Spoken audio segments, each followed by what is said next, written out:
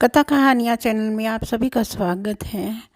श्रीमद् देवी भागवत पुराण का अगला अध्याय इस प्रकार है। ब्रह्मा जी कहते हैं, इस प्रकार भगवान विष्णु के कहने पर मैं, विष्णु और शंकर तीनों द्वार के पास विमान से नीचे उतरे।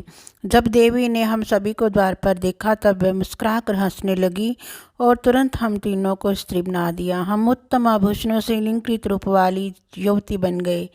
हम भगवती को प्रणाम करके सामने बैठ गए। नारद, मैंने जो वहाँ अद्भुत दृश्य देखा वह बतलाता हूँ। भगवती भुवनेश्वरी के चरण कमल के समान कोमल थे, नख स्वच्छ दर्पण का काम दे रहे थे। भगवती के नख में ही मुझे स्थावर जंगम सारा ब्रह्मांड, ब्रह्मा विष्णु रुद्र वायु अग्नि यमराज सूर्य चंद्रमा वरुण कुबेर तमष्टा इंद्र पर्वत समुद्र नदियाँ बैकुंठ ब्रह्मलोक तथा पर्वत श्रेष्ठ कैलाश ये सब के सब दिखाई पड़े।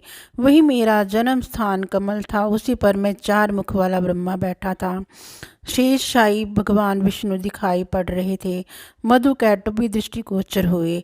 महाभाग ब्रह्मा जी कहते हैं, तब हम तीनों ने पृथक पृथक देवी की स्तुति की, जिसे सुनकर अत्यंत प्रसन्न हो भगवती जगदम्बिका ने नवान मंत्र का स्पष्ट उच्चारण किया।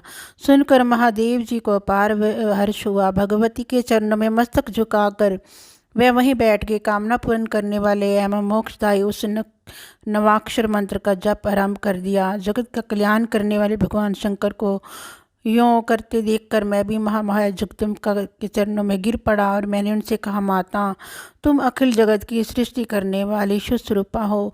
सारे यज्ञ में तुम्हारी स्वाहा नाम का उच्चारण किया जाता है। त्रिलोकी में भी कोई भी वस्तु नहीं है जिसको तुम न जानती हो।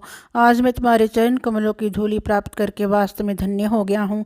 संसार के सृजन की लीला करने के लिए तुमने मुझे ब्रह्म के पद पर नियुक्त किया और मेरे द्वारा अंडज पिंडज सदेश और उद्देश्य ये 4 प्रकार के प्राणी बनवाए। भवानी विष्णु और शंकर प्रभृति आदि पुरुष हैं, वह तुम्हारे सर्वोत्तम रहस्य को जानते हैं और उसका अनुभव भी है।